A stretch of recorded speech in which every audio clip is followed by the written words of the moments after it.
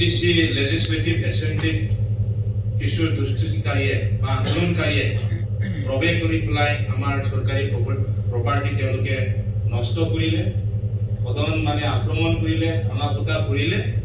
সেইটো এছেম্বলিক আক্ৰমণ কৰা মানে পাৰ্লিমেণ্টাৰী ডেমক্ৰেচিৰ ওপৰত আক্ৰমণ।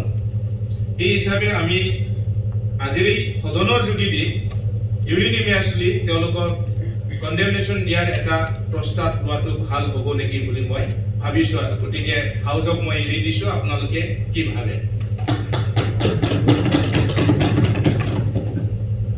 ঠিক আছে, সেইটো আমি আজিৰ হাউচৰ যোগেদি আমি যিসকল দুষ্কৃতিকাৰীয়ে আন্দোলন কৰাৰ নামত আমাৰ পৰিষদীয় সদনক ভাঙা-ফুটা কৰিলে বা আমাৰ এছেম্বলি ছেক্ৰেটেৰিয়েটত তেওঁলোকে ভাঙা-ফুটা কৰিলে, তাৰ বাবে আমি তাহাঁতক আমি এটা গৰিহণা দিয়াৰ আমি এটা প্ৰস্তাৱ লৈছোঁ। সেইটো আমি পেপাৰ মিডিয়াৰ যোগেদি আমি প্ৰকাশ কৰিম।